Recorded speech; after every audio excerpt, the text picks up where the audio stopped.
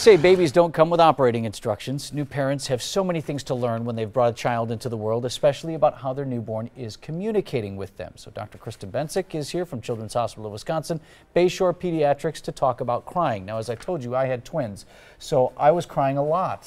Right. And the babies were crying. No. Probably more than the babies sometimes if you have twins. I think it's an important topic because new parents, boy, you're confused and you're probably a little bit scared. So the first thing to tell them is crying is normal. Babies cry. Babies cry. Babies cry when they're happy, babies cry when they're sad, and babies cry when they have absolutely no idea why they're crying.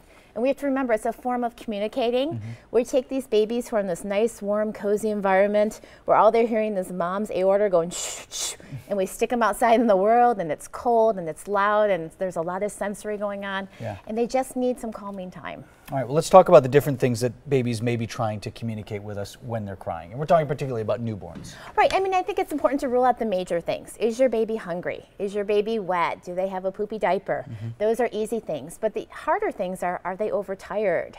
Are they overstimulated? Those are the things you don't know.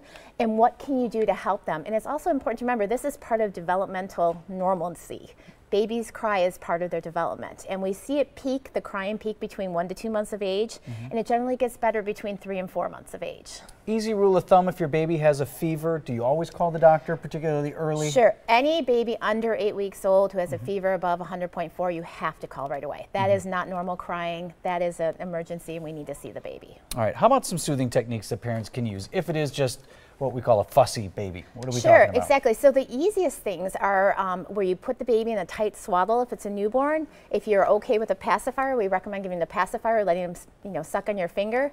And then actually, this is a little counterintuitive, but really loud background noise. Turn on the vacuum cleaner, turn on the hair dryer. You're trying to emulate what it was like inside the womb, and they really like that intense background white noise. I think this is a really important point for new parents because some worse than others, but crying babies can drive you crazy and you're really tired and you're a little bit confused and you might be scared. And so what do parents need to know about managing their own stress levels? Right. I think it's really important. This is not a reflection on you being a bad parent. This is a normal stage of development, but most importantly, I mean, parents are overtired. If you're a mom, you're physically tired.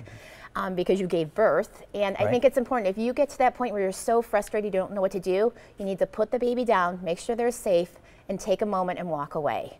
This is where injuries to babies happen unintentionally, where parents get so frustrated they accidentally shake their babies. It is much more important just to give yourself that space. If you have a friend or a relative who can come over and help you, take a half-hour break and don't feel guilty. That's great advice. They were all laughing at me in back. I could hear them talking at me.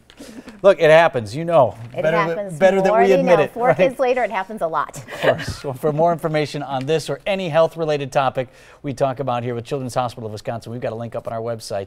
It's a great resource. It's up at tmj4.com.